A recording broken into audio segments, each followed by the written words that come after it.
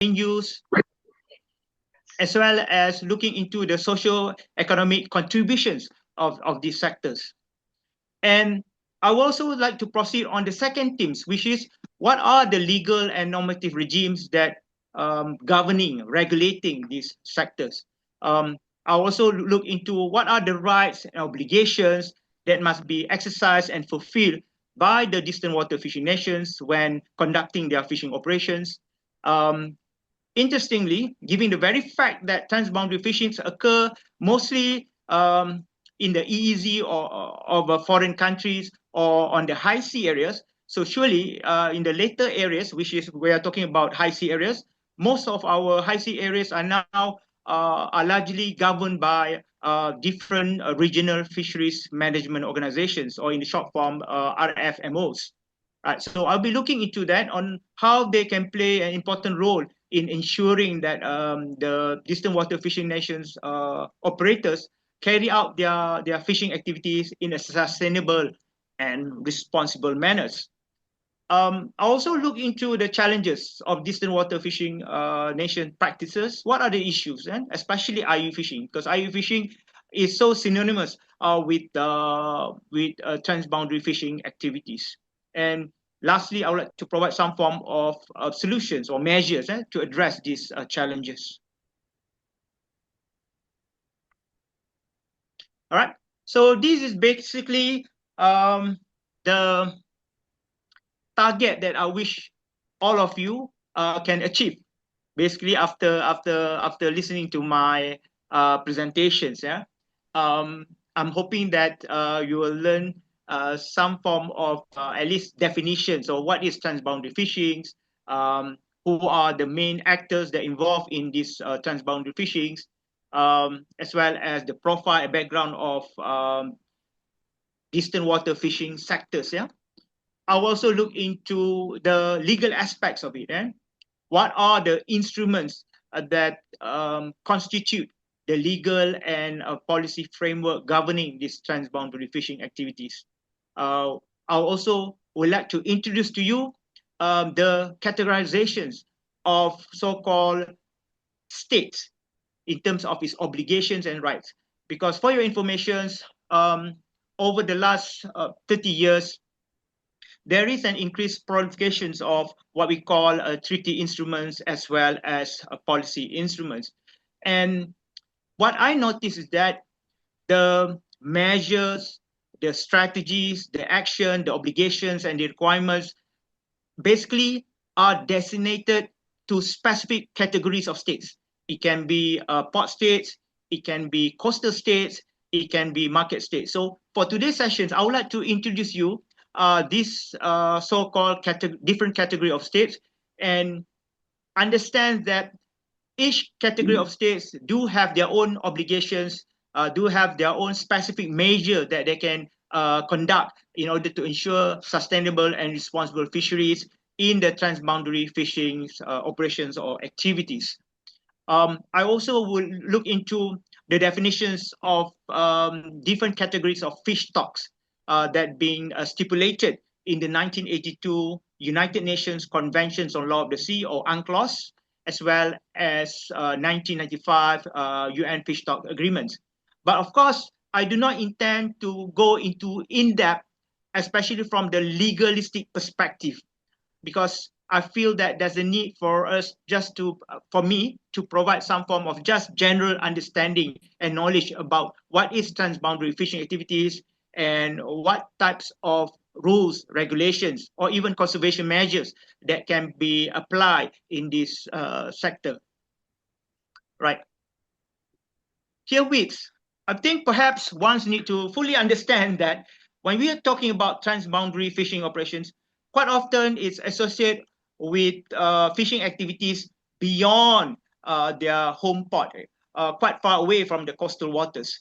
So as we speak, the existing ocean and the seas are divided by several maritime jurisdictional zones that have already been sanctioned and recognized by the United Nations, the 1982 United Nations Convention Law of the Sea, or UNCLOS, right? So basically, as you can see from the screen, the ocean and the sea are divided into several maritime jurisdictional zones, starting from the baseline, whereby the UNCLOS sanction or recognize that coastal states can claim several maritime zones measured from the baseline. So these partially defined maritime zones can be in the form of territorial sea, which is measured 12 nautical miles from the baseline, 24 nautical miles of contiguous zone, as well as 200 nautical miles of exclusive economic zones.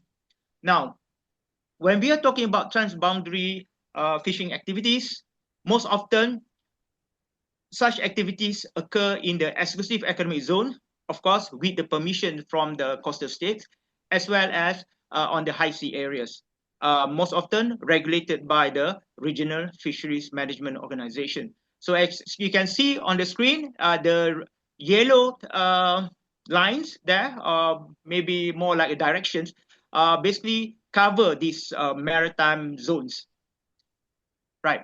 So bear in mind again, when we are talking about transboundary fishing operations, quite often it involves only two major zones. One EEZ, another one will be the high sea areas, right? We are not going to go into the coastal fisheries or inshore fisheries or even freshwater fisheries or even aquaculture, because that is beyond the scope of these presentations today.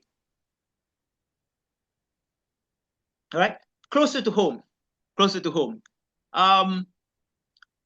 Indonesia itself has several maritime zones based or measured from its archipelagic strait baseline system. I mean, Indonesia is the largest archipelagic nations in the world. Yeah, so surely it has a very vast exclusive economic zones and rich in tunas and other fish species. Indonesia is a maritime nation by all definitions. Yeah, geographically, culturally, even in terms of economic activities. And but of course, when we are talking about transboundary fishing operations or activities, most of them occur on the high sea areas or in the EEZ and high sea areas, right? So Indonesia is, of course, carry out their deep sea or high sea fisheries in the Indian Oceans, because it is the country is a full members of IOTC, one of basically the main regional fisheries management organization that govern the high sea fisheries in the Indian Oceans, right? So Indian Ocean tuna fisheries, tuna commissions, yeah, right. So let's move to the next slides. Perhaps I think I would like to first introduce the history of transboundary fishing activities or offshore fishing activities. And it's not a new phenomena. It has already occurred more than 500 years ago, actually, yeah, as early as 17th century to be exact. And of course, this industry had started as early as 17th centuries and involved European nations such as the Dutch, the Danes, English, French, and Swedish. Most of them conducted their fishing operation in cold water, such as the North Sea, British and Scottish coast. Yeah? And one of the leading, basically, or major fishing nations at that time was the Dutch or Holland, yeah, whereby Dutch fishing fleets venture far beyond their coastal waters, but of course without being subjected to any fishing rules and regulations as what we have now. Their operations are mostly concentrated in the North Sea areas, as I already mentioned just now, British and Scottish coasts in particular, which eventually create conflicts with English King James I, because he got fed up seeing the Dutch fishing vessel operating and fishing near the coast of Scotland. There are also other nations that involve apart from the Dutch. For example, they are the English fishing in the Icelandic and Arctic waters, yeah, targeting cods and whales, yeah. and in the Baltic Sea regions involving the Danes, the Swedish fishermen targeting cod, herrings, and flounders. Yeah, so most of these waters are cold waters, and of course, at that time, the Dutch was very aggressive in terms of expanding their fishing operations beyond their shorelines. And this creates some form of tensions and dissatisfaction among the coastal states, yeah, because they got fed up because they're seeing other foreigners are coming and fishing in their waters, yeah, without being subject to certain rules and regulation or maybe tax or any financial gains that can be obtained from these Dutch fishing fleets. And this is also the basis, apart from navigation regimes, that causes or that spark the first Anglo-Dutch War from 1652 to 1654. Of course, there will be eventually a series of Anglo-Dutch War after that.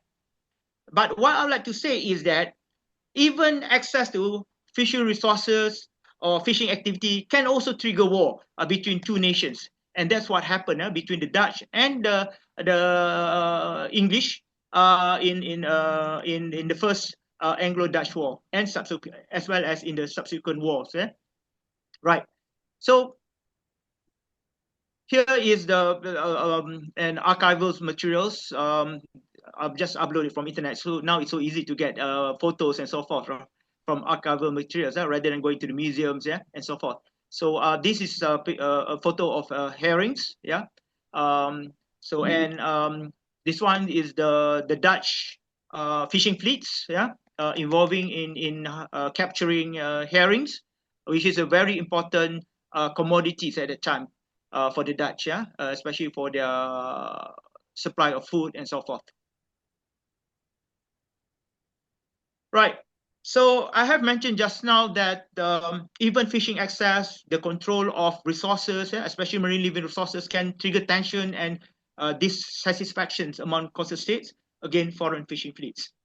Of course, English protested the Dutch herring fishing fleets operating in the Scottish coast in North Sea, and the disputes over resource control and territorial claims actually sparked the first Anglo-Dutch War.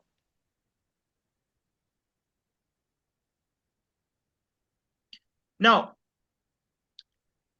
even there was a tensions in the 17th century in regards to the freedom of navigations, especially when involved fishing vessels, as well as freedom to harvest fishery resources, even in areas that is quite close to another foreign country's coastlines. But the push for ocean enclosure movement, meaning the right or the movement for coastal state to extend their jurisdictions beyond the 3 nautical miles of territorial sea, started to become prominent after the Second World War. This is understandable given the very fact that there was a significant numbers of states gaining their independence after the Second World War. So thus, they want to have control or some form of control over the marine living and non-living resources near their coast. So what they do is that in order for them to have a control, some sort of control over these marine living resources or fishery resources, what they did is that they further extend their, for example, like maritime jurisdiction zone like territorial sea from 3 nautical miles to 6 nautical miles or even 12 nautical miles. Even some Latin American countries decided, right, such as Chile, Peru, a major fishing nations at the time, they wanted to expand their control over these fishery resources up to 200 nautical miles. Although at that time it was not named exclusive economic zone, but other alternative name like exclusive fishing zone, for example. Right. So the issue of control was vital at the time. And this is something that also relate to transboundary fisheries sectors, whereby the extension of these jurisdictions seaward, the purpose of it is to have some form of exclusive control and to prevent from this so-called distant water fishing nation from operate in those waters. Yeah, and perhaps something that relates to the international law, especially with regards to the evolutions of international law, particularly on the freedom of navigation and freedom of fishing, is the so-called philosophical debates that occur in the 17th centuries, and it is known as the Battle of the Books. Yeah, we call it the Battle of Books, involving two prominent legal scholars. Yeah, that trying to promote a contrasting so-called principle of philosophy or even doctrine with respect to the use of the oceans and the sea. This so-called Battle of the Books involved two treatises, Mare Liberum versus Mare Clausum. So these are the two Latinized shortened titles that contain two different so-called principles with respect to the use of the oceans and the sea. And the so-called doctrine of Mare Liberum and Mare Clausum, Mare Clausum, open sea and closed sea. Okay, very contrasting in terms of its approach in dealing with the usage of the oceans and the sea. Mare Liberum was promoted, the doctrine of Mare Liberum, freedom of the sea, was promoted by a prominent Dutch jurist and philosopher, Hugo Grotius. Many regard him as the father of international law. In his 1609 pamphlet, it's a pamphlet, but written in a legal treatise form. Kalau kita selalu fikir pamphlet ni macam simple je kan, brochure macam nak jual barang kan. But this pamphlet is quite special in the sense that it's been written using a legalistic approach. And his argument in this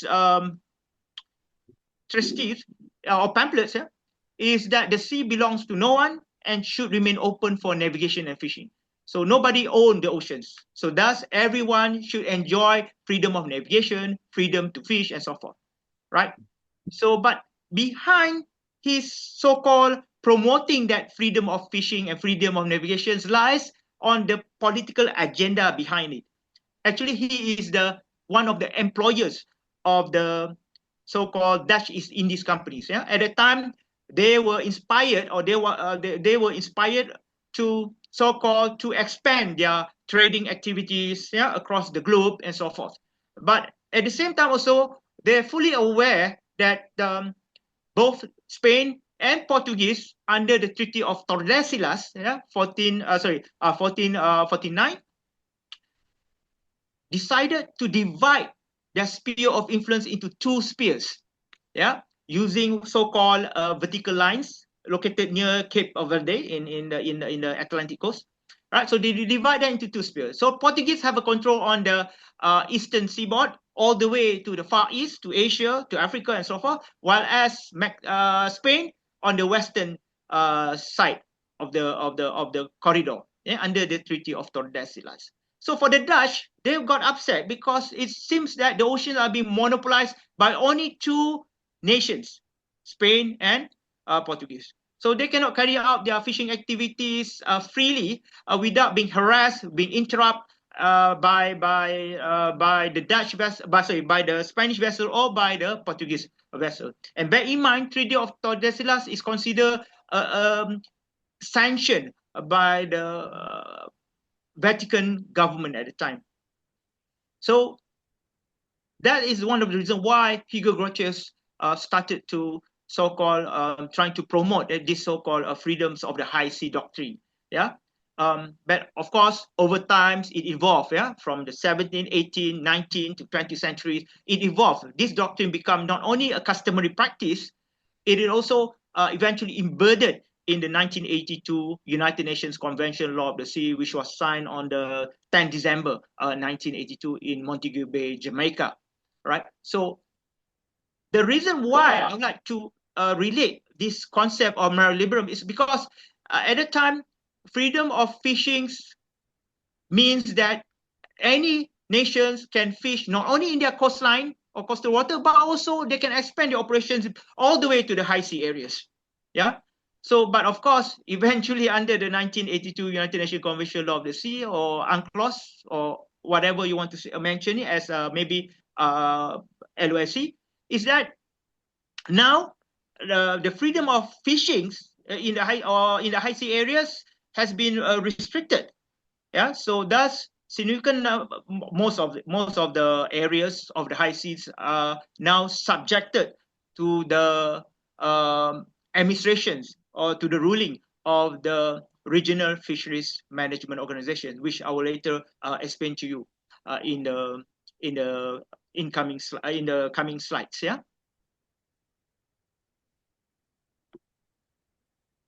Opposite of Hugo Grotius' doctrine of freedom of the sea is Mercosur.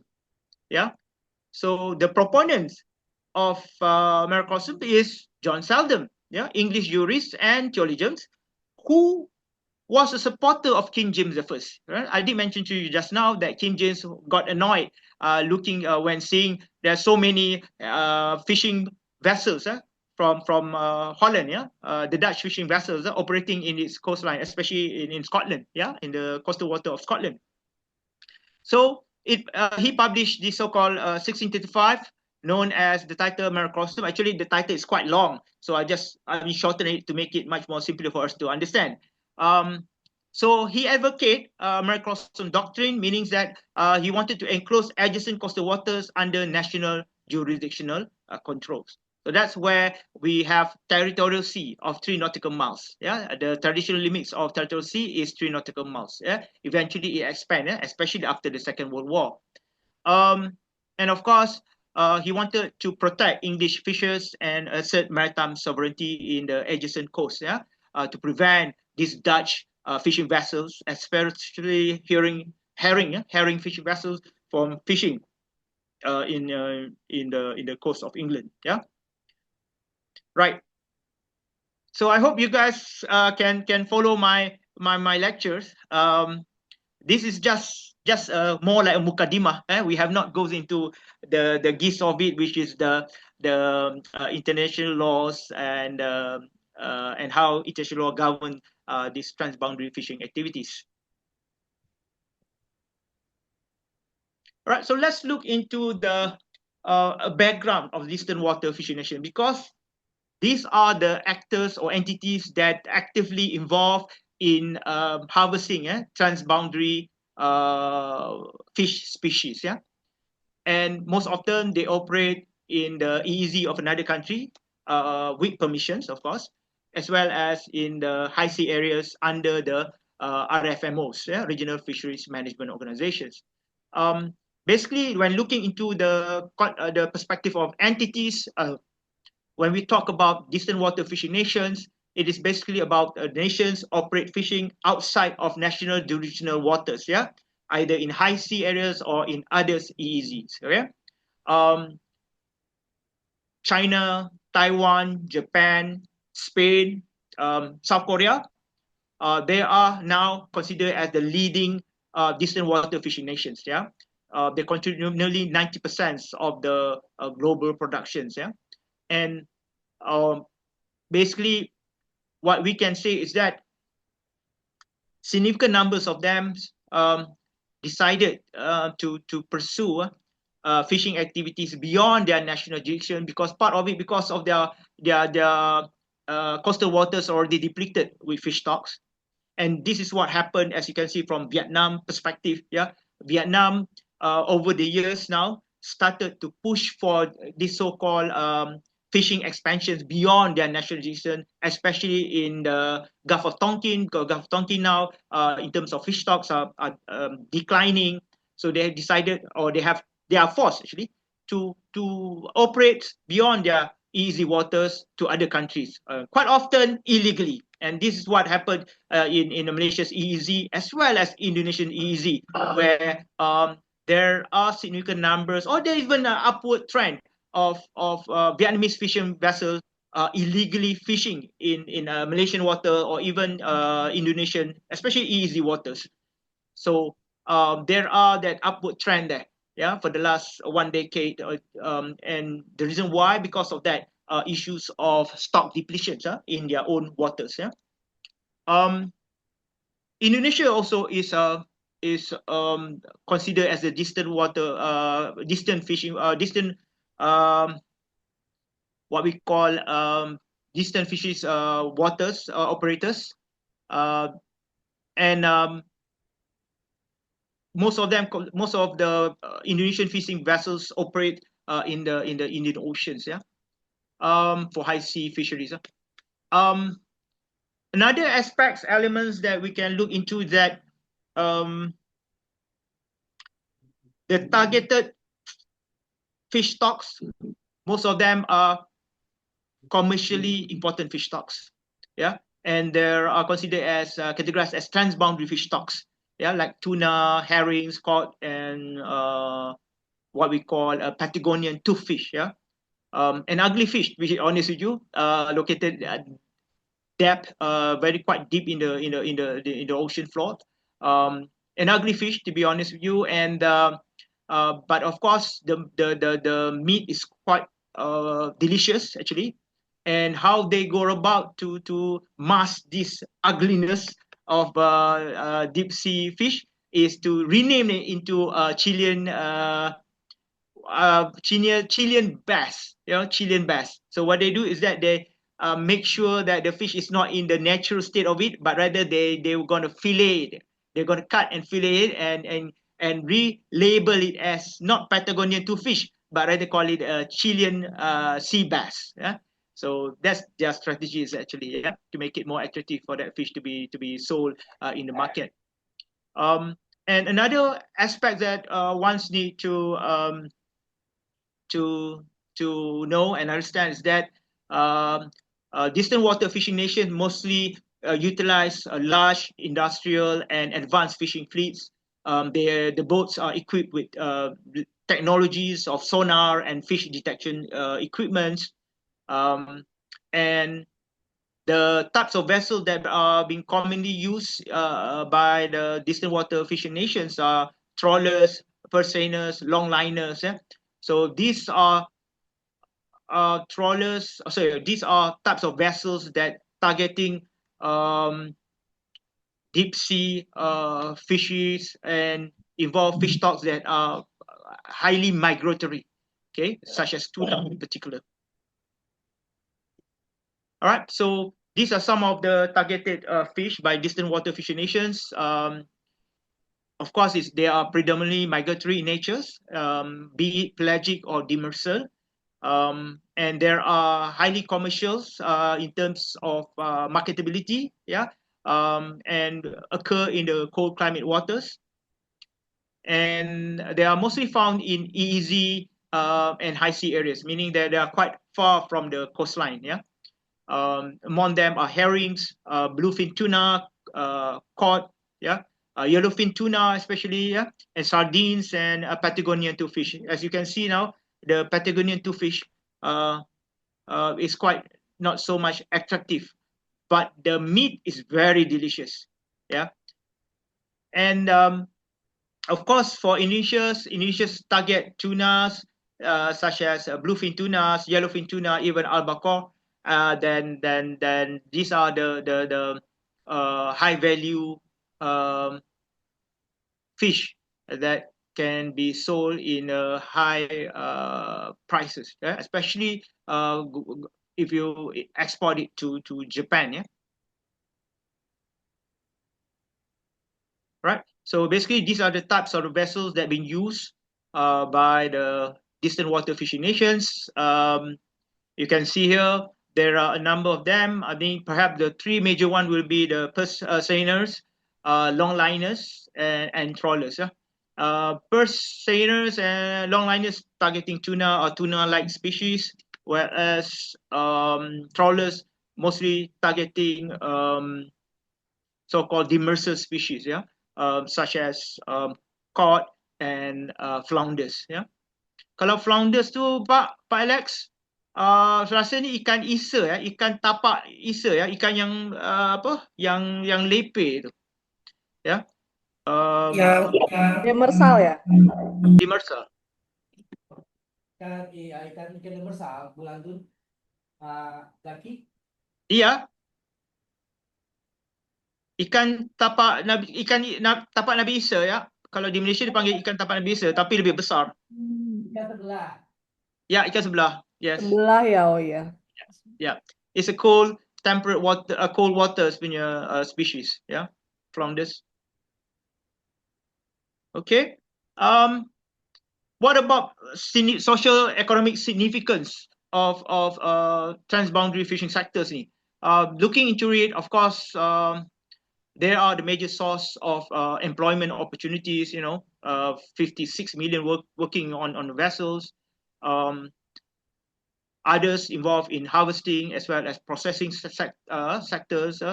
Um, and for food security, of course, these sectors are very critical for global seafood supply and protein for many coastal communities. Yeah. In terms of revenues, of course, from the selling of the fish, it does generate significant numbers of revenues. Yeah. For especially for developing countries, and for interestingly, for small developing island nations in the Pacific, they rely on awarding fishing license to foreign companies, especially from the distant water fishing nations, to fish in their EEZs. Yeah. So in return, the fishing operators need to pay or need to make payments to get or to obtain this fishing license to fish in the exclusive economic zones of these small developing island nations, particularly in the Pacific waters. Now, of course, later on I will show you some of the cases that are quite interesting and related to why these so-called transboundary fishing sectors are vital to generate revenue for a small, poor developing island nations. And of course, one of the crucial contributions of these sectors is in terms of cultural identity, because many of the local indigenous populations do have a cultural connection to the sea. And of course, there's a need for us also to recognize the importance of indigenous knowledge in terms of system and customs. Right. Right. So this is one examples in Japan's where tuna is a very selling and buying or trading tunas are quite lucrative. And of course, the tunas are not coming from the Sea of Japan, and they're imported from all over the world. And Indonesia is one of the exporter of tuna to Japan. All right. So this is one of the case study that I did mention just now.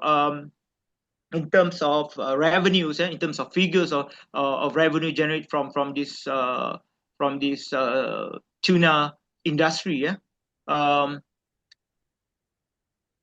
Many of these countries, especially those who belong to the Pacific Islands Forum Fishery Agency or FFA, such as Samoa, Fiji, they rely on the selling of their fishing license to other countries, authorization. Basically, they sell their authorizations to fish in the EEZ of their countries.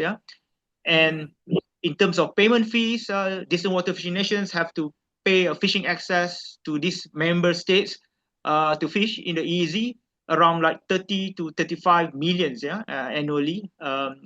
Basically, it is about 90% of the regional total catch. They are involved in that. And the value of tuna landed of Western and Central Pacific Ocean is about nearly 2.7 million tons, which equivalent to 2.2 billion annually, which is a big amount of chunk of money, given the fact that they do have a very vast exclusive economic zone. Anyway, in terms of employments, in terms of catching, processing, and supporting industries, it generates around 30 to 40,000 involvement of Pacific Islanders in this industry. And of course, I did mention about the traditional cultures, affiliations with the oceans and the sea. And of course, the local communities do have profound connection to the oceans in terms of their lifestyle, and not to mention it is considered as source of spiritual and cultural life. Yeah, fishing is source of spiritual and cultural life in Pacific Islanders. Yeah, among the Pacific Islanders. All right. So in the context of Indonesia, Indonesia also engaged in high sea fisheries, Indian Ocean, Western Central Pacific Oceans. Since 2007, Indonesia is a full member of Indian Ocean Tuna Commissions. But of course, if you want to know status, I think we should ask Madam Stephanie about it. It's quite interesting that every year we pay the fees, but in terms of the numbers of fishing boats operating in the Indo Oceans, Malaysian flagged fishing boats are not so impressive. Either it's a hard life. It's a hard life working on board of a high sea fisheries boat. Yeah, you'll be staying along quite long time on the oceans for quite some times before you came back to the shore. And of course, it's a hard life working there. Yeah, very harsh life lah. No, hard and harsh. Indonesia's high sea fishing boats or vessels target commercial highly migratory tuna species, such as yellowfin tuna, big-eyed tuna, and skipjack tuna. And they use, of course, diverse fishing gears, either long lines, purseiners, pole, and line. Yeah, I cannot understate the importance of these tuna fisheries, high sea tuna fisheries, to the country fishery economy, export earnings, and employment. Combined with the coastal fishery and high sea fisheries, Indonesia is one of the world's largest tuna producer, accounted nearly 15 market shares and around 565 million export values in 2022. Right, so this is one of the photos involving Indonesian's tuna fishing vessels. Right, so now let's go to the second part. Yeah, second part with respect or with regards to the international legal and policy framework with regards to especially governing the transboundary fishing activities. So in a nutshell, when we are talking about international fisheries, law and policy or legal and policy framework, it is basically a framework of rules, principles, regulations, measures, and norms that govern interactions among states and international organizations in the management of marine fisheries. Right. So basically, when we look into the existing treaties, instruments, for example, or policy instruments, these instruments contain a number of principles, rules, regulations, maybe, as well as conservation measures, that can guide actors or fishing operators or nations to govern their fishery resources.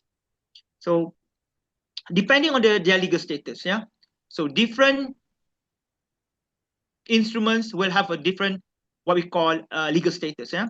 So to say the least, at this moment, when we are talking about the international legal and normative frameworks governing fisheries, we can source their principal rules, regulations, norms from various binding and non-binding instruments. It can be hard law or soft law instruments. For hard law instrument, it will be like treaties, conventions, whereas soft law instruments mostly comprise of policy instruments and what we call such as code of conduct, declarations, right? That's considered as soft law instruments. It's not legally binding to states, but it's good in the sense that it helps states to manage their resources, to give some flexibility for states to implement such measures, because it's not legally binding. Now, more recently, regional fisheries management organizations resolutions with regards to conservation and protection of marine fishery resources are considered as legally binding for the members of that particular regional fisheries management organization or RFMOs.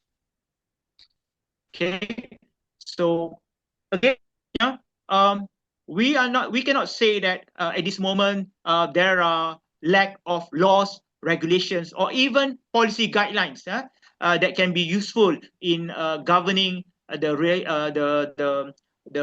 transboundary fishing operations. Okay, so but of course the issues now is that despite we have the laws, regulations, especially not all states exercise its obligations or implement the measures stated in these instruments.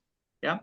So looking into some of these sources, you can say that when we are talking about the main sources of legally binding instruments, there are significant numbers of it, especially after the end of the World War II. Yeah? International community spearheaded by United Nations, as well as Fish and Agriculture Organizations of United Nations, FAO.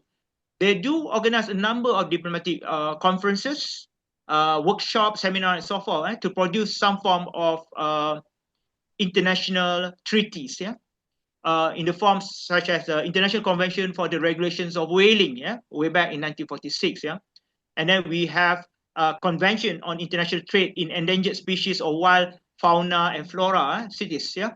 This is also very important in terms of trade of highly endangered species, yeah. So prohibitions of that. I remember when I was in Makassar, we went to these offshore islands, about 25 minutes boat ride from Makassar. Um, they do have, or they do sell so-called giant clam. I was thinking of bringing that giant clam to bring back to Malaysia.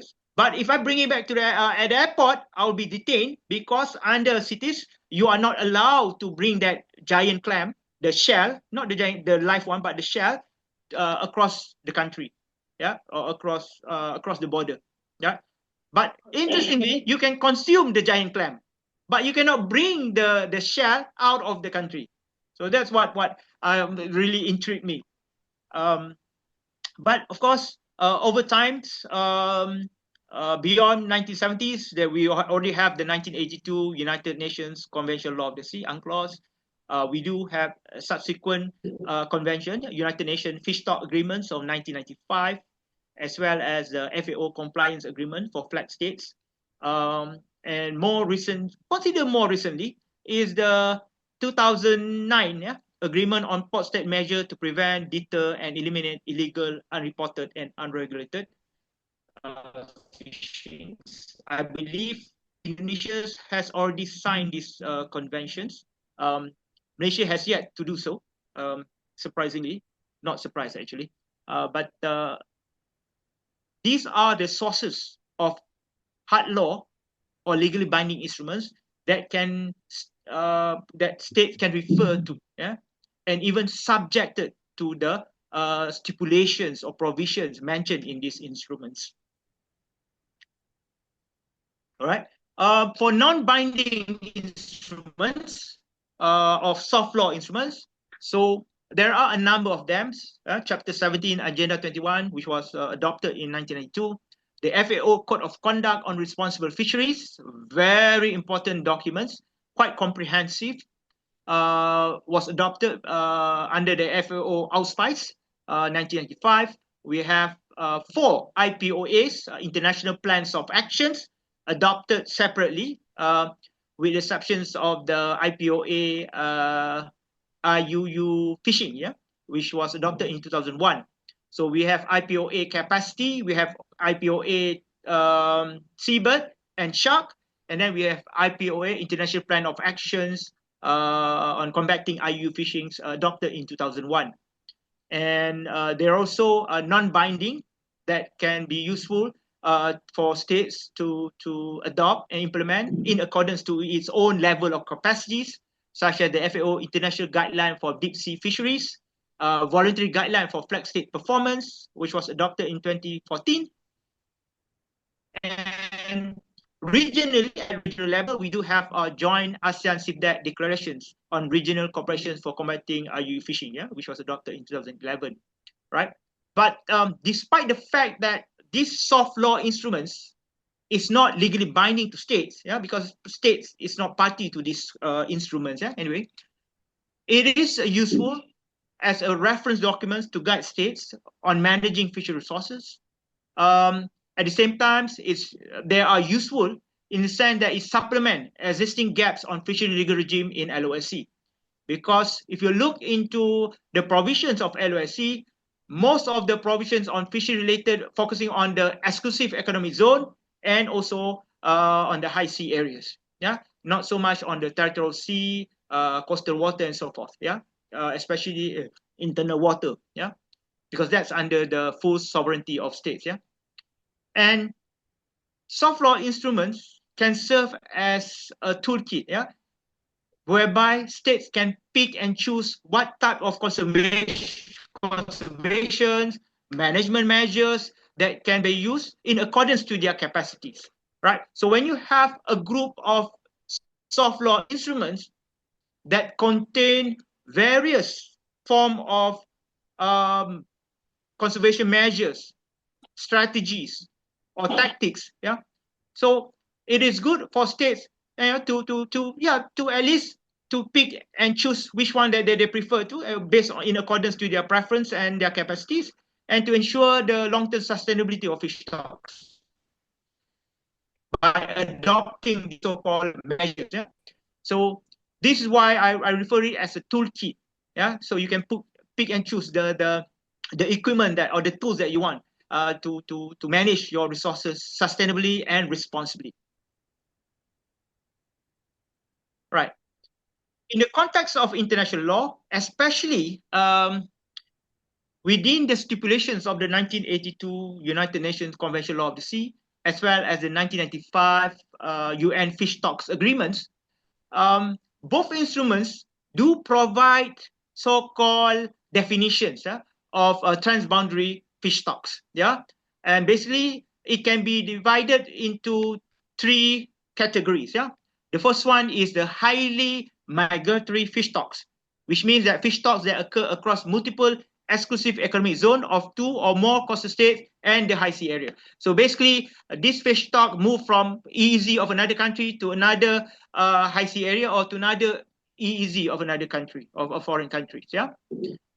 While straddling fish stock is fish stock that straddle both the EEZ and the high sea areas, right? Meaning that from one country EEZ to another high sea areas. Okay, so just now when we talk about highly migratory fish stock, it involves several EEZ, okay, and then a high sea area. But this one, it can be like straddling fish stock can be from EEZ to another high sea area. So they move, fish move, they move around, all right, regardless of the political based approach of partitioning the oceans using the so-called maritime boundaries. Fish disregard these so-called boundary lines because they move naturally. I mean, like biologically, ecologically, they move from one areas to another areas. Yeah, because for spawning, for breeding, yeah, and so forth. Yeah, or for spending their life cycles. Yeah, same like anadromous species. Yeah, anadromous species where they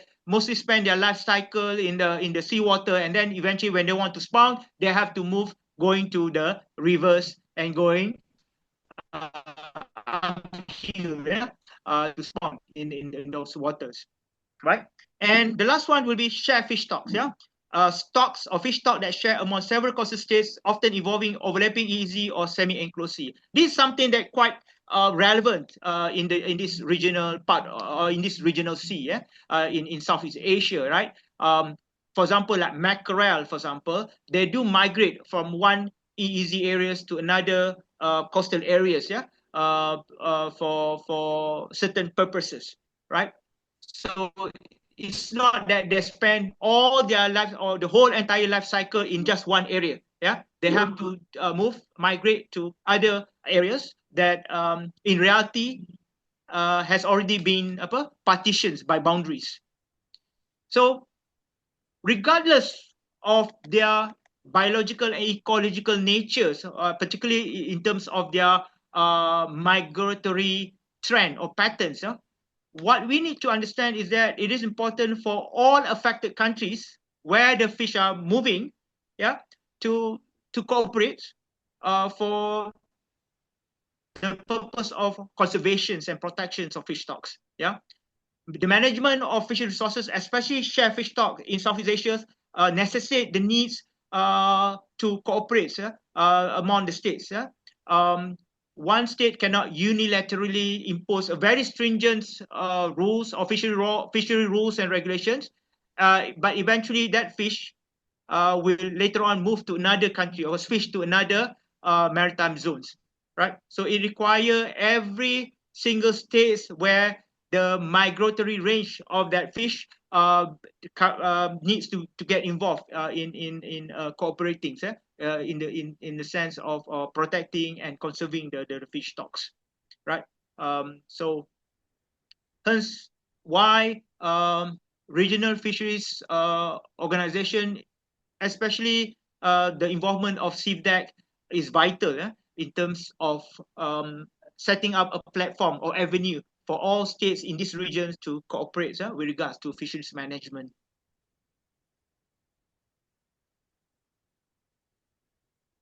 Okay, now, I did mention just now that when we are talking about the implementations of fishery rules, fisheries regulations, or even in terms of implementations of conservation measures, management measures, with regards to transboundary fishery resources, perhaps I think one of the interesting element is that they provide a specific obligations and rights, conservation measures, protection measures to certain category of states, right? So there are 4 category of states where basically international conventions or maybe non-binding policies provide some form of what we call a designated obligations or measures to this particular category of states. Yeah. So different category of state will have different responsibility and obligations, as well as different types of management measures. So for example, like coastal state, a coastal state is defined as a country with a coastline or claimed maritime jurisdiction zone. So basically, these are the states that claim maritime zones, such as exclusive economic zone. So their responsibility is to manage fishery resources within its territorial waters in the form of territorial sea or EEZ, right? So that's, if you refer to the 1982 United Nations Convention of the Sea, Part 5, okay, you notice that with respect to the fisheries management is quite extensive actually. Fisheries protection, fisheries conservation under part in the provisions under part 5 with regards to EEZ is quite extensive, right? So it is the responsibility of course the states to claim the EEZ, of course. At the same time, they can harvest it at optimal level. It's up to them, so long they harvest that in a sustainable manner. So in order to achieve that sustainability, they have to fulfill certain, they have to implement certain rules and regulations and measures. They have the control. Not only they have the rights, sovereign rights to exploit these resources, but at the same time also they have obligations to ensure that such resources are exploited in a sustainable manner. In the context of distant water fishing nations, when they want to fish in the coastal states EEZ of another country, of course, they have to comply with the fishery rules and regulations imposed by the coastal states. Now, with regard to port states, the second category of states, it refers to any states that exercises control over foreign fishing vessels seeking to land, transship, or process catch in its ports. So the role of port state is basically to ensure that the fish that being harvested and intend to be landed or transshipped to another vessels at their port, they must ensure that the fish are harvested in a sustainable and responsible manner. All right, they can even deny the ship from berthing at their port because they suspect that vessel carry out IUU fishing in other locations. So they can the role of port state is vital simply because any fish that harvested at sea eventually have to land it at port, isn't it? Or somewhere else on land, for example. So the role of port state measure is very important to ensure that distant water fishing vessels are not operating in illegal manners or harvesting fish in violations with fisheries laws, be it at the national law or RMF or regional fisheries management organizations rules and regulations. Okay, and the fourth one will be flag state. Okay, this category of state refers to a state where a vessel is registered under its flag, right? So that means that a good indicator, of course, when you see a fishing vessel flying a flag of China, that means that that vessel or fishing vessel is registered in China. Okay, so that's a good indicator, whether you want to know where the vessel is registered, right? So flag state's responsibility is to oversee and exercise legal authority over its vessels, including those fishing on the high sea areas. So despite the fact that that fishing vessel is registered in your country and they started to set sail and begin to operate beyond your national jurisdiction, you still have jurisdictions over that boat. All right, the nationality of that boat still belong to you. Yeah, regardless whether they operate within the national jurisdiction waters or outside of your national jurisdictional waters. Yeah, for example, like in the high sea area or in the EEZ of another foreign countries. So that means that you need to continuously monitor, inspect, if possible, the vessels and making sure that the vessel is not committing any IUU fishing activities. Yeah, you cannot simply let them just register, pay the registration fee, and that's it. Let them be gone. Do whatever they want to do. Yeah. So that kind of rules, regulation, or even measures can be found in the 1993 compliance agreements. Yeah, the one that I just stated just now. Yeah, in the previous slides. And the last one will be market states. So this is a nations or state that imports, process, sells, or consume fish and fish products. So basically, you are the last country where you process and eventually you want to sell your processed fish, in the form of inside the tin, or maybe you want to form inside some form of fish ball and so forth, or even fresh fish, frozen fish. So your task is to control the trade and sales of fish products. One way for you to ensure that the fish is, or to guarantee, one way for you to guarantee that fish is not harvested illegally is go for eco-labeling. This is an approach that's quite now becoming quite common, in European, among the European nations, whereby when they have the fish, they determine the origins of that fish. They put some form of labeling. Marine Steward Council, for example, is one of the institutions that leading the way in terms of eco-labeling of seafood products. MSC, bentuk ikan, dia punya logo dia tu. I think Dr. Alexander, when you are in UK, you surely manage to find this kind of labeling on the processed seafood products. Yeah, correct. Right. So looking into it, I just want to reiterate that there are specific conservation and management measures for different category of states, be in the form of coastal state measures, port state measures, flag state measures, and market state measures. So they do have a different set of rules and regulations, obligations, as well as measurements or measures for conservations and protections of fish stock. Right? They can play important roles.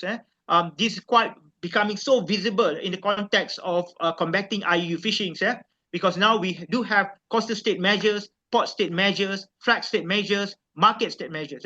If you can look into the document of International Plan of Action for combating IUU fishing, IPOA IUU 2001, you will notice how they divide different set of measures and different sets of measures and strategies, yeah, for different types or different categories of states. Yeah. Right. Let's look into, I mean, like, this topic is about international law, right? In terms of governing transboundary fishing activities, yeah, especially when it's involved distant water fishing nations, yeah. So, looking into the 1982 United Nations Convention Law of the Sea, with respect to the articles that can be found in Part 5 of that convention, yeah, there are a number of what we call coastal state fisheries jurisdiction in its easy, right? For coastal states, of course, first one will be the licensing, yeah, whereby they have the power to authorize fishermen and vessels to operate legally, meaning that they need to any foreigners who wanted to fish in the EEZ of that country, it needs to pay some form of licensing fees, quite often reaching millions, because that's how lucrative it is, especially tuna fisheries industry. So they don't mind, fishing operators, they don't mind to pay substantial amount of money in order for them to have legal permissions or authorization to fish in that EEZ areas, right? And then there's also quota setting, determining the amount of fish that can be caught. So this is also one of the measures to ensure long-term sustainability of fish stocks. Yeah. To me, I think in the tropical waters, such as in the one in Malaysian EEZ or Indonesian EEZ, setting a quota is quite difficult and challenging. Simply because quite often we always, I mean, it's a multi-species tropical waters. Yeah, so this is one of the issues in terms of how is it? Is it quite easy to determine the quota? So I think this is one of the aspects that, with regards to quota setting, is normally implement among the European nations in temperate waters, in cold waters, where there's only going to be one or two species of fish being targeted, rather than multiple species, like in what happening in our regional maritime water in Southeast Asia. So because if you for example, like if you're using trawlers, for example, when you start operating the trawlers, surely the catch will be multi-species. So it's quite difficult to set the best possible way of quota for the catch.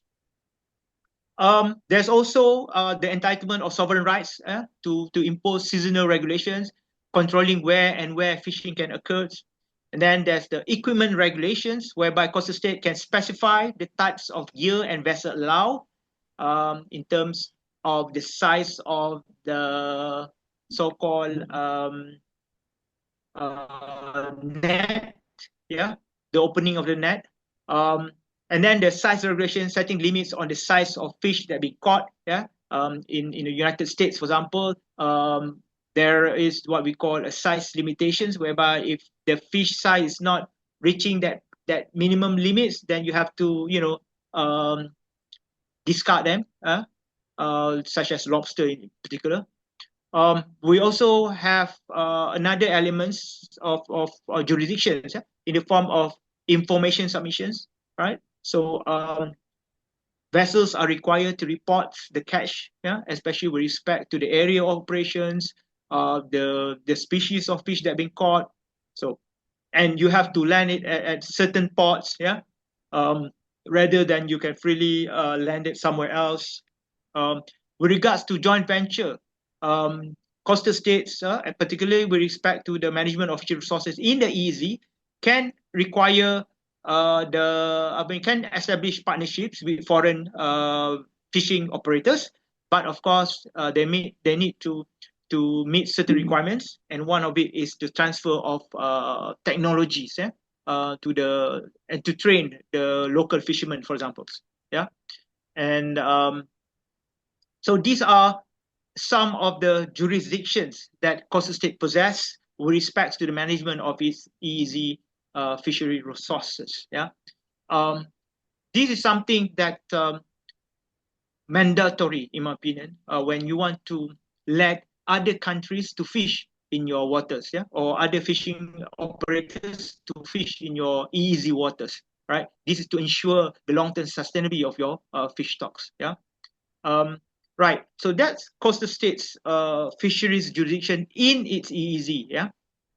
And of course, when we talk about port state fisheries jurisdictions, there are a number of it. Among them is that they have entitlement for requiring any vessel to land at their ports, especially when we're talking about fishing vessels, distant water fishing vessels, notifications. Yeah? And of course, you can restrict the ports where the vessel can enter and berth.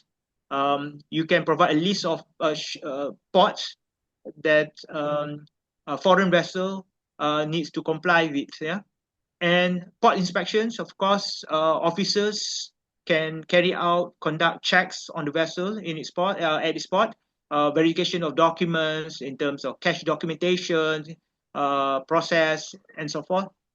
You can deny access. Yeah, I mean, part of it, because you have to understand most of the ports located in the internal waters of states. So the state has full sovereignty to deny any foreign vessel to berth at its port. Yeah, even warships. Yeah, even warships require permissions to berth in the port of, for example, like port of Aceh, for example, yeah, in Bandar Aceh. So um, so this is one of the ways whereby port states can play their role in combating IU fishing. But of course, this also requires some form of cooperation in terms of exchange of information, yeah, intelligence gathering, and so forth. So there's a need for port states to cooperate with flag states, with other international organizations, including regional fisheries management organizations, in terms of getting the data and information. Or list of vessels that have been banned from fishing in certain regional fisheries management organization areas because they were involved in illegal fishing, for example, or breaking the laws, violating the fisheries law. So this is what we call the jurisdictions of port states, yeah. And we also have flag states, right? So vessel registrations, there's need for you to make sure you have a database about the vessels, information about the length, the crew members working on board at the vessels, yeah. So you need to have that records, yeah. And then catch reporting, you can require them to report their catches in order to monitor their fishing activities. Preventing reflagging, of course, you are not allowed, for vessel owners, you are not allowed to reflag or change your vessel to another countries. Yeah, if your vessel is registered in Malaysia, so thus you have to what we call fly the flag of Malaysia. Don't you dare, for example, like if you're entering the EEZ waters of Indonesia, you started to reflag and change Malaysian flag into Indonesian's flags. This is against the law of that particular flag state countries, yeah, or flag states. The need for flag states to ensure that the vessel adhere or comply to the regional fishery management rules, yeah. So when you started to operate in high sea areas governed by a certain regional fisheries management organizations, thus you are bound and subjected to that particular rules and regulation imposed by that regional fisheries management organizations, yeah. Regardless whether you're from other countries, it doesn't matter. But so long that you operate within that areas under that RMFOs, then you have to comply with the established rules and regulations. Investigating and penalizing, it is also possible. It is more important. It is important for the flag state to carry out investigations and even penalize those who violate the fisheries laws and regulations. Yeah, regardless whether it happens outside of your national jurisdictional waters, in the territorial sea or internal water, or even in the EEZ. Yeah. So if that vessel commits, for example, like fishery violation in the high sea areas that belong to the IOTC, Indian Ocean Tuna Commission, then you as a flag state can also proceed to carry out investigations and if and judicial proceedings. And if it's found guilty, then you can penalize also to the boat owners or the crew members that involved in that violations that happen in the high sea areas, right? And last but not least, it is important to have some form of capacities to carry out monitoring, control, and surveillance measures on this vessel. This can include, for example, the installation of eyes, as one of the mechanisms to detect the positioning of the vessels. So these are the flag state fisheries jurisdictions. And last but not least, the market state fisheries jurisdictions. We're looking into the entitlement of the market states to require and verify documentation with regards to the product of the seafood or the fish. They want to know where it coming from, type of species, the areas of where the fish is being harvested. Okay, permit and license. Okay, so that means that if you intend to so-called importing or even exporting back the fish or seafood, then you need to have the permits and a license. Labeling, this is very important in terms of traceability and labeling, to create awareness among the consumers where the fish is coming from. Is it sustainably harvested fish? Is it dolphin free, meaning that the tuna from the long lining fishing boat did not involve significant mortality of dolphin that been caught unintentionally due to bycatch? So I mean, like I've seen before, Thai tuna products in tin.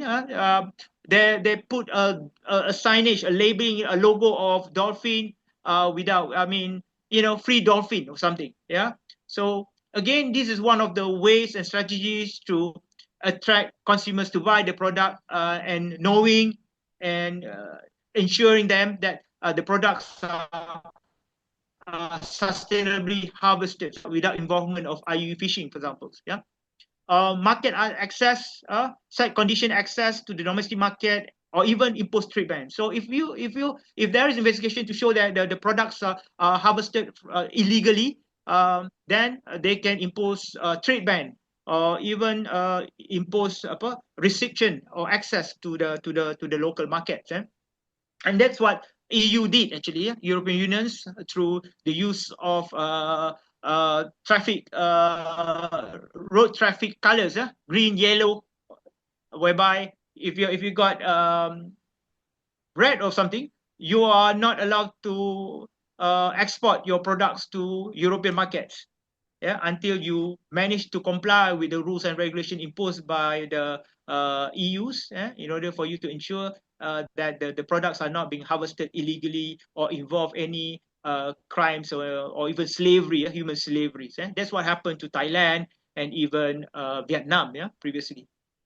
Right, and of course, the last one will be like information sharing, exchanging inspection results with flag state and regional fisheries management organizations, to allow this market state to make decisions, to have some form of so-called flexibilities, to know that the product is guaranteed not coming from any illegal fishing activities. And that information can be coming from the flag state or coming from the regional fisheries management organizations. Okay. I would like to highlight that when Hugo Grotius promote that freedom of high sea, including freedom of fishing, that practices was, or that doctrine was supported for quite some time, until late 1960s,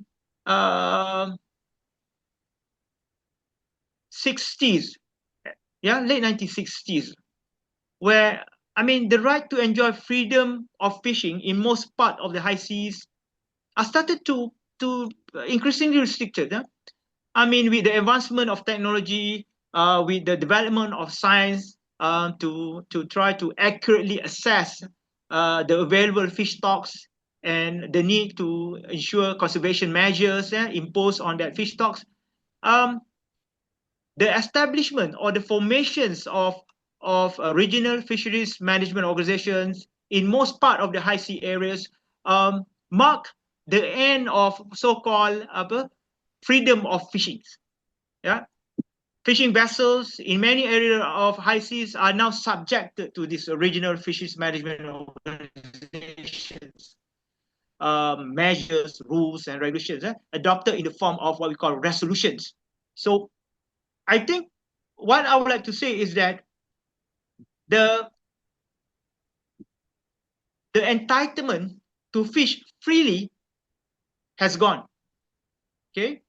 Because, especially in the high sea area, because of this existence of regional fisheries management organizations. But of course, there are certain areas where certain pockets of high sea are not governed by any RFMOs, okay? So these are examples or lists of regional fisheries management organizations, Commission for the Conservation of Southern Bluefin Tuna, Commission for the Conservation of Antarctic Marine Living Resources, yeah, where most of the species targeted that been targeted are basically Patagonian twofish, yeah.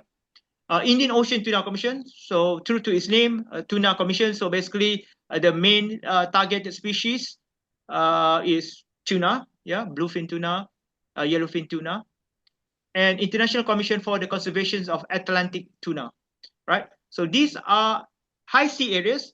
They are now governed by different regional fisheries management organizations, right? So these are the, as you can see on the screen, these are the areas that have been covered by the regional fisheries management organizations, yeah? There are some pockets of high sea areas that are not being subjected to these jurisdictions by these RFMOs. Okay, so that's where the problem exists. Yeah? Later on, I'll explain to you the issues and challenges with regards to transboundary fishing activities. Okay, another so-called diagram to show the coverage area of these so-called RFMOs. So before I go to the issues and challenges with regards to transboundary fishing activities and operations, bear in mind that the long-term sustainability of fish stocks depends on healthy ecosystems and habitats. Yeah. When the 1982 United Nations Convention Law of the Sea recognized the rights of coastal state to claim EEZ, the rights, what we call a sovereign rights for the coastal state to have to harvest the fishery resources in their own EEZ. The expectation is that coastal state also needs to protect and conserve fishery resources and marine ecosystem within that maritime zones, yeah, the EEZ. But the expectation was never being materialized, yeah. Part of the problem is that the failure of states to fulfill their responsibility and obligations, yeah. And one of the driving factors that causes these problems is their lack of capacities, be it in terms of institutional capacities or financial capacities, and even assets capacities. So this is one of the challenges faced by the international community in ensuring that every state that possess their own EEZs needs to protect them, yeah, in terms of their resources, yeah, fishery resources. And worldwide trend is clearly stated that there is a declining trend or what we call fish stocks worldwide, yeah.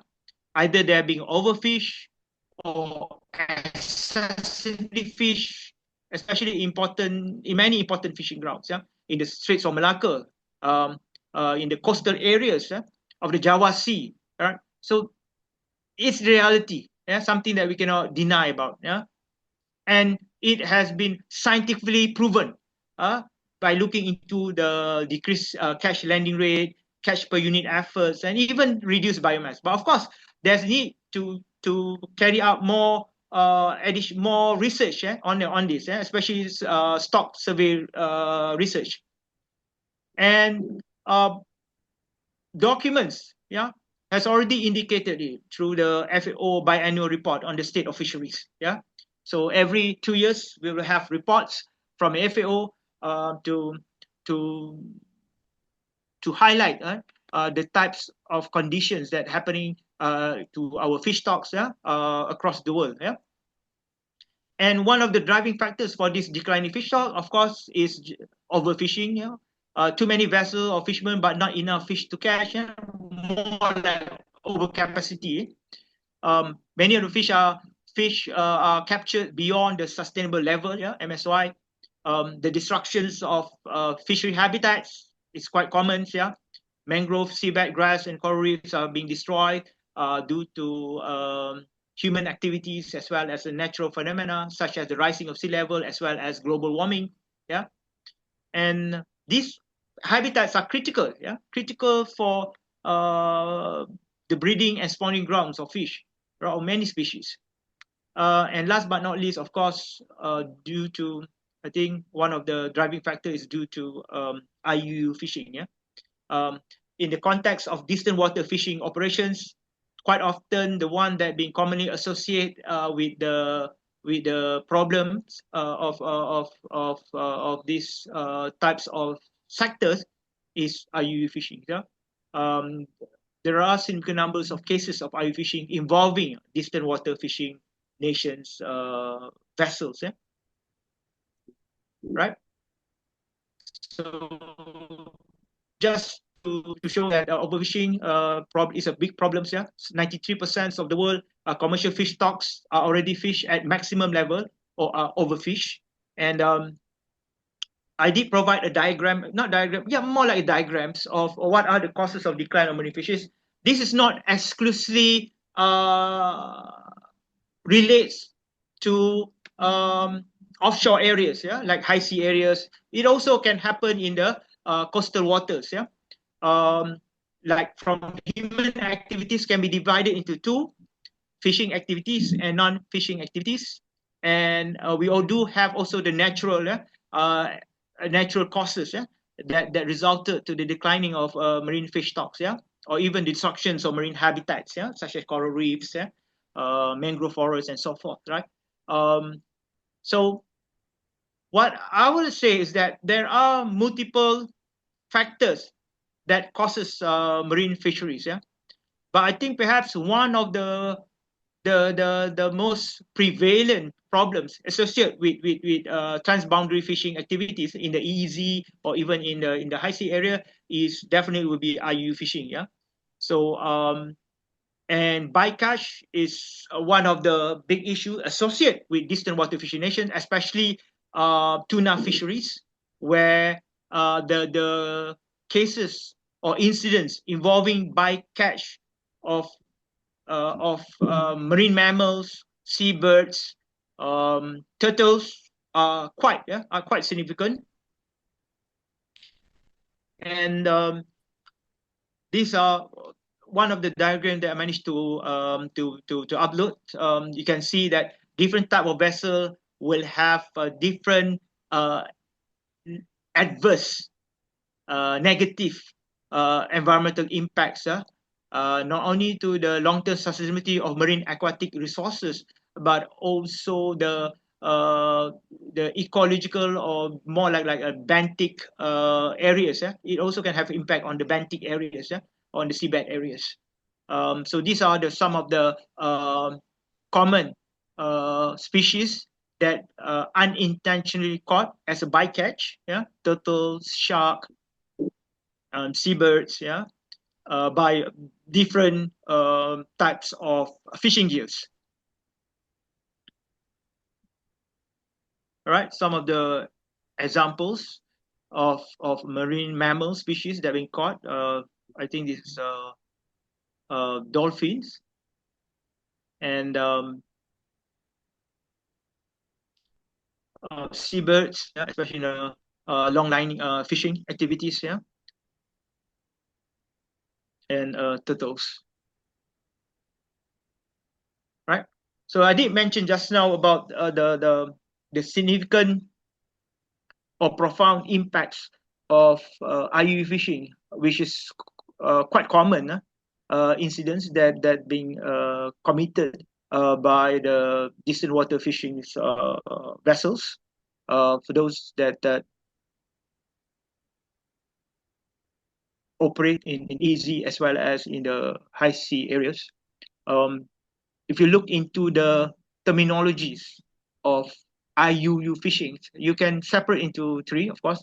And this is a quite common knowledge for those who already learn about fishery policy. IUU fishing basically consists of three major elements, which is illegal fishing, fishing activities that violate laws or regulations of national jurisdictions or international conservation measures, and when we talk about unreported fishings, it's about fishing activities that are not reported or misreported contrary to the laws of the coastal state, in this case, the EEZ area, or RMFO's requirements, and unregulated fishing, the last one, fishing where fishing activities that occur in areas or for fish stock with no applicable conservation and management measures, or by vessel not authorized to fish in areas governed by RFMOs.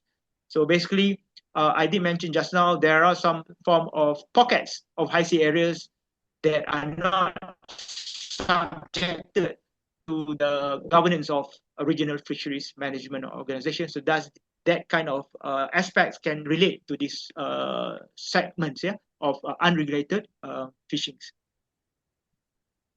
Right? So these are some of the common distant water fishing nations illegal fishing practices. Of course, the one will be quite common will be the unauthorized fishing, operating in easy or arrival areas without permissions. Is quite challenging, given the very fact that the ocean or the high sea areas are quite vast.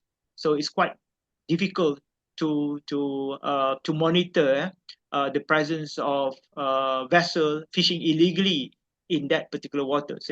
But of course, over the years now, I noticed the advancement of satellite technologies allows even the common people like us to detect some or to monitor some form of fishing activities in particular geographical areas. We are blessed that we are live in an era or in a period where this advancement of technology allow us to have access or information about the locality and the whereabouts of our fishing vessels, even flight route and the locations of certain flights can be monitored. I'm not really sure the software that used this so-called flight path detections, but it is available to the public. Another aspect that quite common associated with distant water fishing vessel operators is the underreporting of catches. Many of the crew members and captain of ships or even vessel owners colluded and decided to falsify catch records to hide actual volumes and species of fishing areas. Maybe because of trade secret, maybe especially with regard to fishing areas. They don't want to know. They don't want anybody to know where they fish. The use of banned gears and methods, employing prohibited fishing equipment such as drift nets, FAD, in close seasons. Another activities that is quite common with IU fishing among the distant water fishing nations vessels is the transferring of catches to avoid inspection and traceability. This is quite common, very rare to detect, but anecdotal events shows that, or anecdotal evidence mentioned that transshipment at sea illegally is without supervision is by the authorities is quite common. We know about it because, like in Malaysia, in terms of transshipment at sea of fish, it's quite common in Malaysia actually, especially when it's involved Thai fishermen working on boards of Malaysian flagged vessels, but they transfer it at sea to their Thai counterparts illegally. And then we do have flag hopping. Hopping meaning registering vessel under lax jurisdiction to avoid strict compliance and enforcement. Flag of convenience. So significant state still being irresponsible in a sense that they allows vessels to be registered under their names, under their flag, but they impose very lenient, very lax rules and regulations on their vessels. Yeah, all they want is to generate income, revenue, from the registration of their vessels. So, so this is some of the major problems associated with fishing involving the distant water fishing nations. All right, so these are some of the areas, the types of activities that is considered as IUU fishings that occur in different geographical area or different jurisdictional areas. Yeah, be it in the exclusive economic zone as well as high sea areas under the regional fisheries management organizations. Right? So this is one of the satellites monitoring informations that even public can have access to it by looking into how China distant water fishing vessels, especially the squid capturing vessels, operate outside of the EEZ limits of Ecuador's Galapagos Islands, archipelagos. So what they did is that they fish. I mean, they have the satellites, what we call sonar, satellite positioning equipment, and they know the exact boundary lines of EEZ of Ecuador. So what they did is that they try to not try, but I mean they concentrate in areas outside of the jurisdictions of the Ecuador's EEZ areas, near the Galapagos Islands. Yeah, so that's how smart they are. You can see the red and yellow dots where there's a high concentrations of Chinese fishing vessels operating in those waters. Yeah, illegally, not to mention. Right. So these are the areas whereby Chinese government started way back in 2020, if I'm not mistaken. They decided to impose a moratorium. They ban Chinese vessels, distant water fishing vessels, to operate in certain areas. Yeah, because it become an open secret that the Chinese fishing vessels, the squid vessel especially, carry out these illegal operations without permissions from the coastal countries, adjacent countries. In certain areas, of course, that area is a high sea areas where there is no jurisdictions, or where there's no rules and regulation applicable imposed by the regional fisheries management organizations there, or RMFOs. Right. So this is one of the Chinese vessels. You can see how huge they are, with modern equipments and very, I think, bigger than Malaysian fishing vessels actually, on average. So you can see this vessel being detained for committing a fishery violations law of Ecuador, and the vessel was detained. Yeah. So what are the measures, right, to address the issues and challenges faced by distant water fishing nations, because they are the one who actively involved in fishing transboundary, highly migratory fish stocks. I think the need to ensure that these vessels adopt vessel and gear licensing is one of the ways. Prohibit destructive fishing methods and practices, especially using specific ban fishing gears, or nets. Promote usage of selective fishing gears, especially with regards to reducing bycatch, in long lining fishing vessels. Designated fishing seasons, so to ensure the stock can recover, so they need to impose some form of seasonal fishing requirements. meaning that they can only fish in certain months, for certain of periods, impose cash documentation requirements. So every vessel needs to submit their cash documents when they're landed at port. Compel the landing of cash at designated fishing ports. That's one way to do it, rather than open all the ports to every other vessels from other countries to berth at that port, to transfer their ships, to land their fish, or to transfer their fish.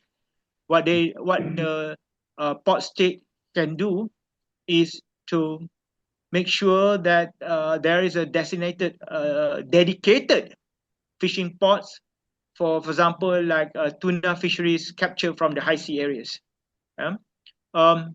Of course, require catch reporting at ports, encourage catch certification and eco-labeling for fish products. So this is targeted for market states.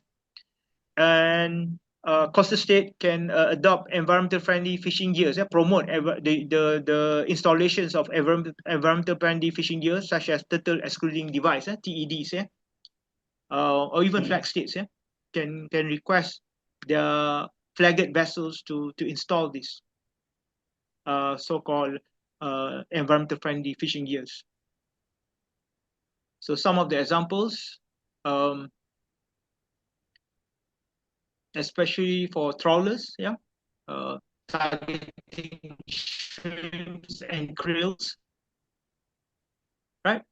So recent update, looking into, there is one which is the nearest one is the Biodiversity Beyond National Jurisdictions Agreements, BBNJ, which was open for signature on September 20th, 2023, all the way until September 20th, 2025.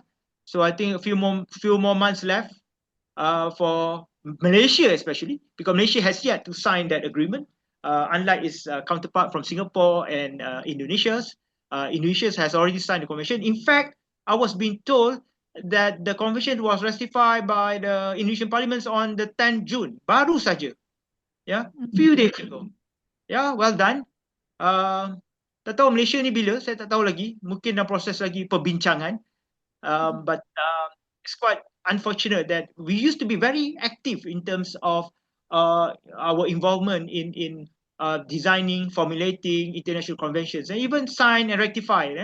Tapi sekarang ni macam a little bit slow down, or maybe we are a little bit more cautious about it. Part of the issue is that we do not have so-called a large fleets of high sea fisheries sectors.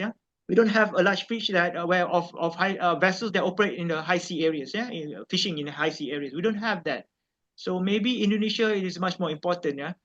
For Indonesia to get involved in these agreements, or conventions, right? So we'll see how it goes within these few months. And just a final reflections. I mean, looking into the distant water fishing sectors, or transboundary fishing sectors, is quite lucrative. Lucrative in the sense of generating revenue, in the sense of providing employment opportunities, for those work on in these sectors. But regardless of how lucrative transboundary fishing sector is, especially when it's involved in the high sea areas, long-term sustainability of marine resource depends on collective responsibility. So as a steward or penjaga of the oceans, so we must ensure that our governance system protect not only economic interests, but also ecological and cultural value. So there's a need to strike a balance between, maximizing the profits, as well as ensuring the long-term ecological and sustainability of the marine ecosystem, be it in the form of fish stocks, be it in the form of fish habitats. So I think with that, I end my presentations. If you have any questions, feel free to contact me at this email, as well as if you are interested to contribute to the AIIAD commentaries, feel free to contact me so that I can assist you in completing the draft or in finalizing the draft of this so-called AIIAD commentaries. So with that, thank you very much. Thank you very much, Dr. Zaki, for the insightful presentation, and we will continue to the discussion session. So, the students, if you want to ask the question to our speakers,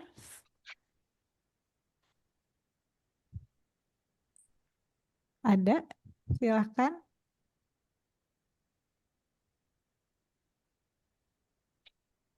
For participant in Zoom meeting, if you have a question, please feel free to raise your hand or type in the chat box.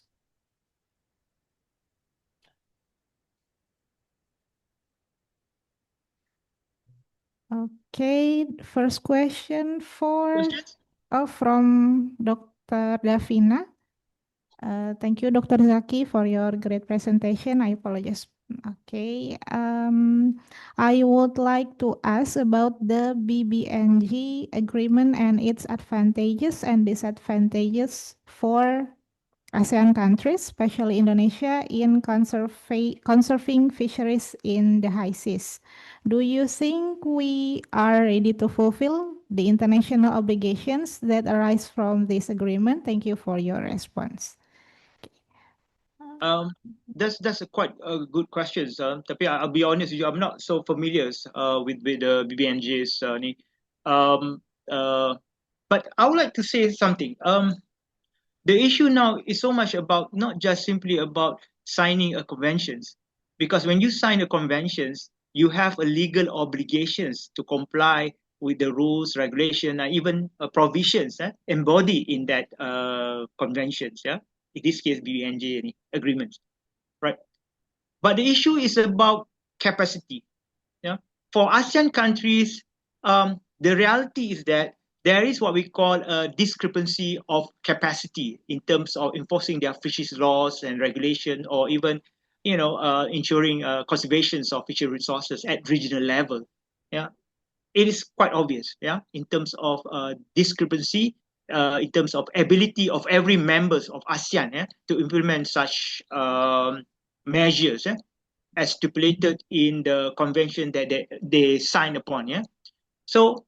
But of course, there will always going to be some form of international and regional capacity building efforts to ensure that the member countries of this new agreement, BBNJ agreements, can fulfill their obligations, right? So this has been happening for quite some time. Even if you look in the context of the 1982 United Nations Convention Law of the Sea, when it was being adopted in 1992, a number of organizations such as FAO, what else? IMO, yeah, they were actively involved in organizing, in introducing trainings, yeah, so that the member states can have that kind of capacities at certain levels, yeah, in implementing their obligations.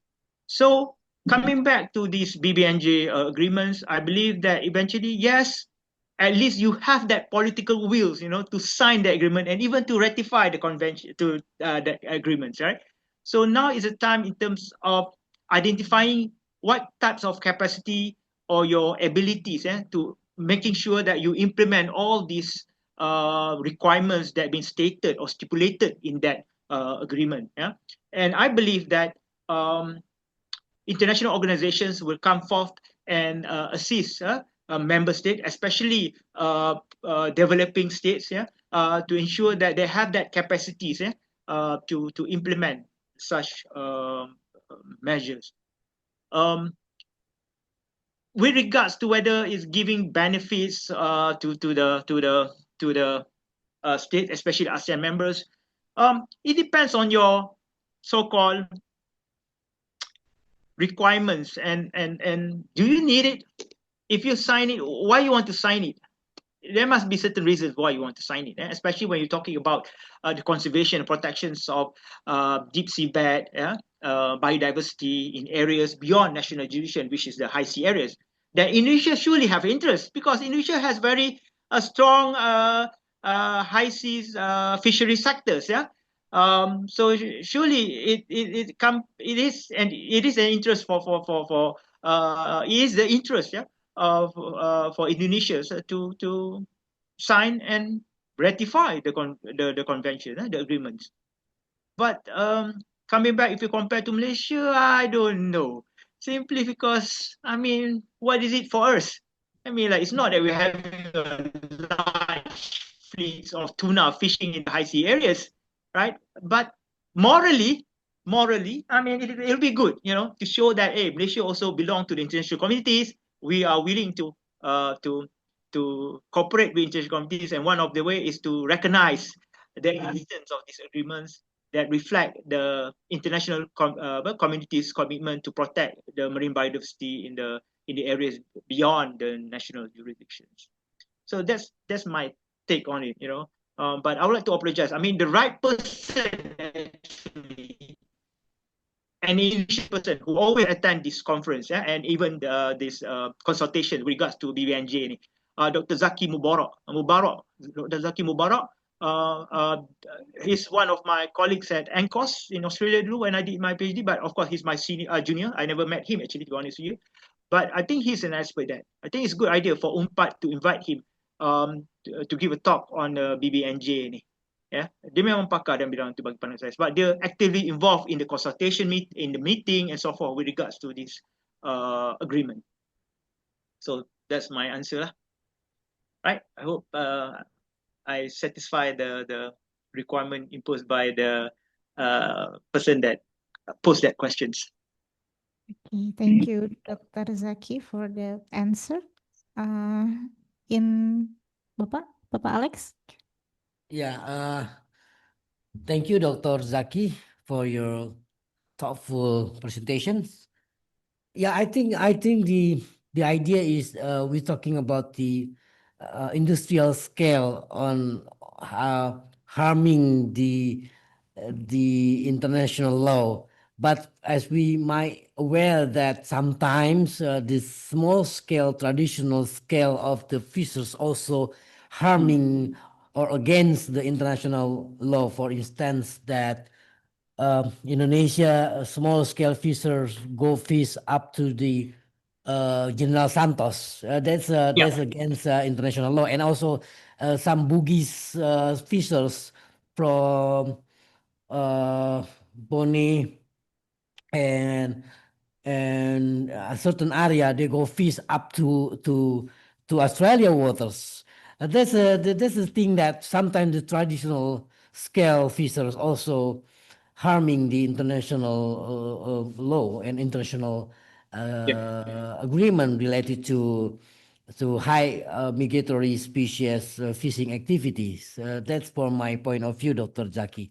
Yeah, betul. I agree with you. But the purpose of my presentation today, I did mention that the scope of my presentation will not cover the coastal fisheries, but rather looking into much more further away from the coastal areas, beyond the coastal area, mostly on the offshore areas of EEZ of Indonesia or EEZ of a country, as well as high sea areas. But I agree with you, Dr. Alex, that with regards to what we call transboundary fishings, when you refer to fishermen that fish across the boundary of its own country to another foreign countries and without license, that is considered as illegal fishing. And this is very common in Southeast Asia, quite common. Even every day we do have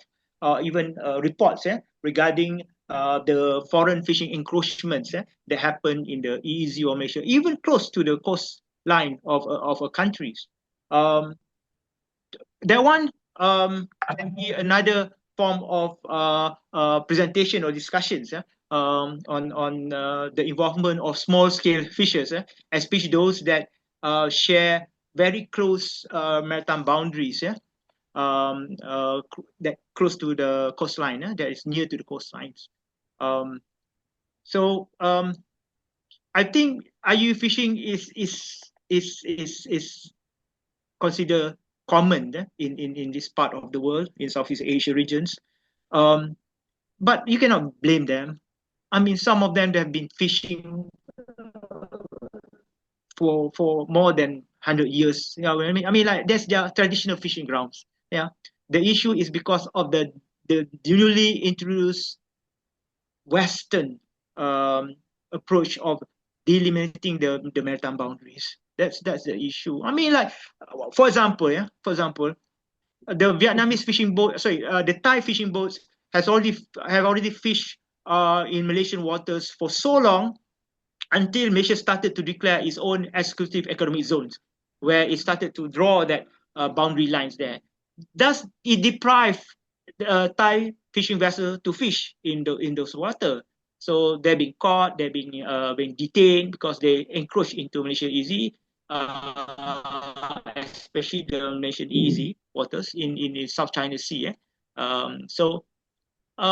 It is understandable, but there's always going to be some form of solutions to it, actually. And this is a good example when we talk about Australian government and Indonesian government agreed to allow traditional fishermen to fish in near the northern territory of Australia. Yeah? There's one area there, we call it a box area or something, where the traditional fishermen can fish in those waters, Indonesian traditional fishermen, because they've been fishing there for so long. Yeah.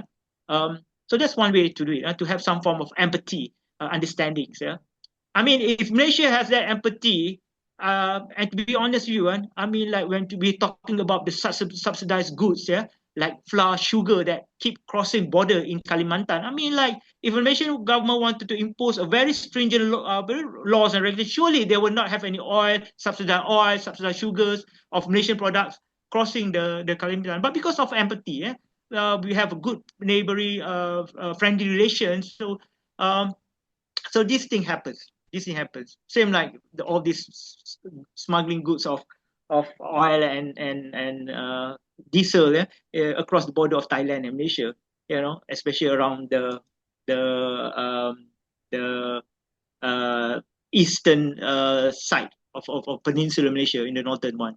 Yeah, between Kelantan and Thai or Patani areas. Yeah. So now macam mana?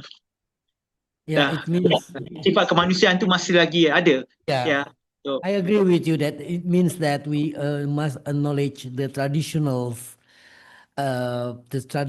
that we've been passing through for years, for centuries. interaction, communication. Yeah, interaction, communication. Even though that sometimes that local people have to bring their goods in Sipadan Ligitan, they bring some of goods to across the border, right? It means that sometimes that we cannot only rely on the strict formal law, because we have knowledge. We have to acknowledge the local traditional culture that we've been going on for years. Yes. And that's related to the, but that's nothing to do with the 9-dash, right? It's something to do. It's also been claimed by traditional excuse, right? But the issue, if that kind of, I think, talking about the South China Sea dispute and the 9-dash line, but now we known as 10-dash lines. Okay. Yeah. The basis of Chinese claim is on the historical context. But in the modern time, and you also bear in mind, China is the party states to the 1982 United Nations Convention on the Law of the Sea. The delimitation of the 9-dash line itself is in contradict with the conventions where China is a member. I think regional state like Malaysia, even the Philippines, in my opinion, I believe that it should not be an issue if, let's say, that China is not so aggressive in trying to defend its rights, its alleged rights, because other countries also say that that's our rights too. So that was the issue. The issue now is how to manage the conflicts rather than resolving the disputes, because the basis of China claim itself will not will not hold in a judicial proceeding, in ICJ, or even in a permanent court arbitrations, or even in laws. So So that's one thing what we need to do now. Right now is because we need to manage the conflict before it's escalate into armed conflicts, yeah, or tensions escalated into armed conflicts. So that's what we need to manage actually. Thank you very much, Dr. Zaki, for your discussions. Back to you, Ibu Nisa. Okay, thank you, Pak Alex and Dr. Zaki. Any question from students here in the class? Okay. Yeah, please, Razik. Okay, thank you for the opportunity. My name is Razik Aldin and I am from Tropical Marine Fisheries Program Study 2022. I would like us to ask about IUU fishing. Yeah. Given the increasing incidence of illegal, unreported, and unregulated fishing by foreign vessels in Indonesia's EEZ or exclusive economic zone, to what extent does international law provide adequate tools for enforcement and dispute resolution? Thank you. If you discuss about in the context of IUU fishing in Indonesian waters, I mean the fact is that it's quite common, yeah, especially foreign fishing encroachment, yeah, and by looking into the successful detention of these vessels by the Indonesian's maritime enforcement authorities, the number is quite high actually, yeah. But the fact you have to always remember this: the law provide you, or the international law, in the form of the 1982 United Nations Convention of the Sea, do provide the sovereign rights of a coastal state like Indonesia to enforce your fisheries law and regulations. It has never been questioned about that one, yeah. But the issue is that the capacity, yeah, the structural, the institutional, the financial capacity in carry out the enforcement, yeah, of that law, right? So that's the issue actually, yeah. Given the fact that Indonesia also possesses a very vast easy waters, so does it also have been a difficult for the relevant authorities to enforce such laws because they just cannot carry out a regular patrol, monitorings and so forth, yeah, because of that vastness of the waters. So the issue is that it's never been questioned whether Indonesia has law or not, has the rights or not, yeah, to implement its fisheries laws, yeah, on other countries that fish illegally within Indonesian's easy waters. But again, I mean, clearly, I mean, Indonesia being the contracting states to the 1982 United Nations Convention of the Sea means that they have not only obligations to protect the resources, but also the rights, yeah, to ensure that such resources, fishery resources, are not being exploited unsustainably, and making sure that no countries can fish in those waters, because Indonesia clearly stated that it has the rights to do so, yeah, and the 1982 conventions does provide that kind of rights to Indonesia. So in the end, as already mentioned just now, it's about capacity. If you have the capacity, surely you can ensure that your maritime areas are being safeguarded against illegal fishing by foreign vessels. Itu saja. So tidak menjadi masalah sebenarnya dari segi perundangan sebenarnya. Memang Indonesia ada hak seperti mana yang telah diperuntukkan di dalam Convention 82, berkenaan dengan conservation and protection of fishery resources in the EEZ. So tu just my take on that, my answer for that question. Razik, I hope I answered the questions. Thank you for your answer. Yeah. Okay, thank you, Dr. Zaki, for the answer, and thank you, Razik.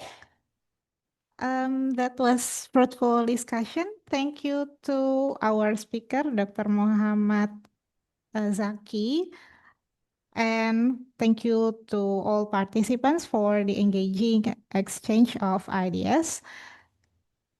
From this session, we've learned that transboundary fishing is not only about historical practices and operations at sea, but also deeply connected to international maritime law, especially UNCLOS. We've also seen that different countries have different responsibilities, including the important role of distant water fishing nations and regional organizations in promoting sustainability.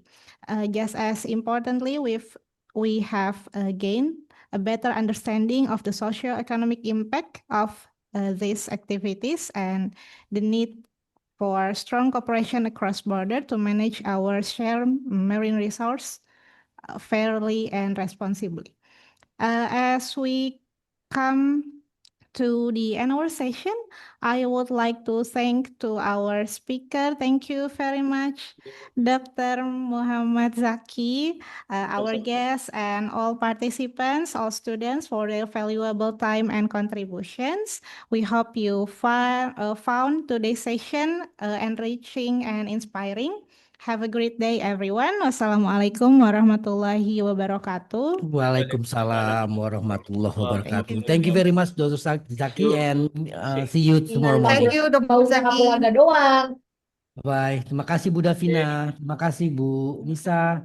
Davina. Thank you very much to all students and participants. Bye-bye. Bye-bye.